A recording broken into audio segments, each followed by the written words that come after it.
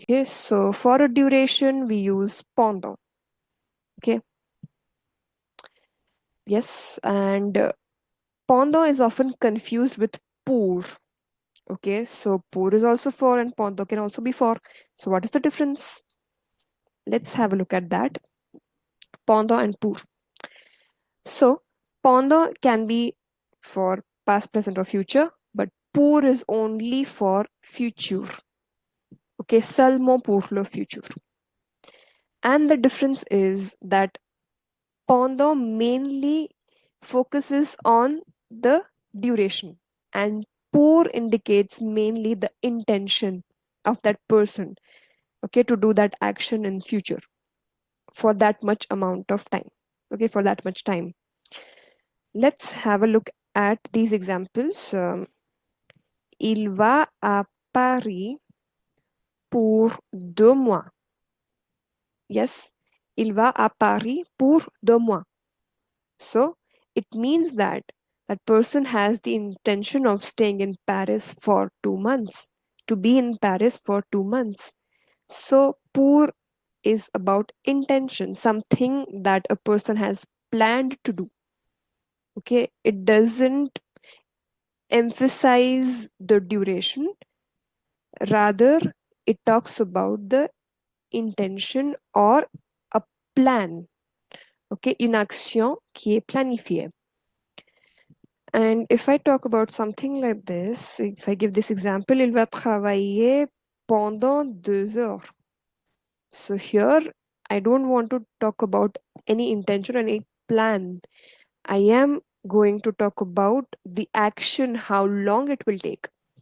How long the action will take. Okay, so the action will take 2 hours. So it's more about duration than the intention or a plan.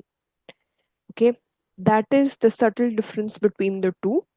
Okay, they are sometimes they are interchangeable actually, but there is this small nuance, this difference that you should know. And as you use it more while writing and speaking, you'll feel more confident. Okay, but you should know this basic difference between the two. Okay, that pendant can be for any tense, and pour is something that is going to happen in the future. Okay, and we are talking about the intention or a plan that we have for future. Okay, and after that we put the unit of time to show that for this much time we're planning to do something. And pendant is more about uh, insisting on the action happening for that much amount of time, how long the action will take. That's it. Okay, and next is en. Yes.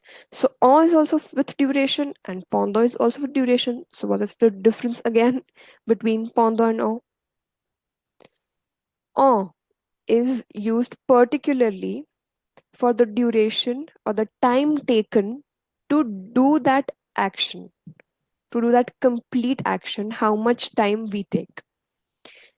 See, the example over here is je prépare le dîner en 30 minutes. So I take 30 minutes to complete that action.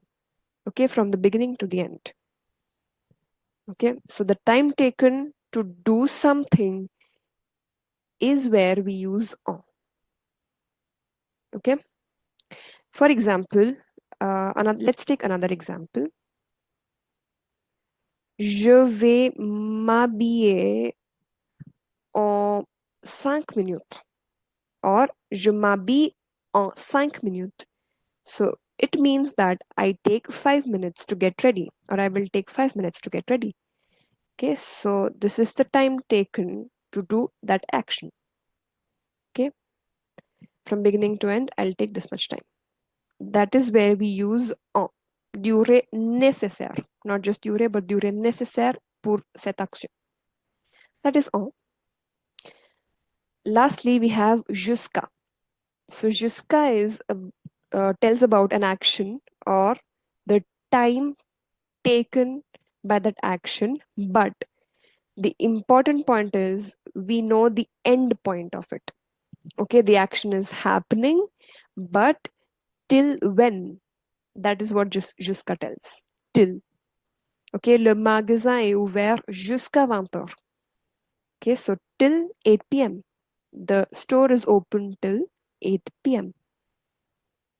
Okay, so depuis is more about point de départ. Okay, and jusqu'à is more about point d'arrivée.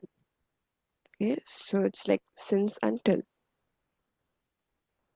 That's it about les prépositions de temps. Okay, I hope it is clear for you. Merci. Au revoir.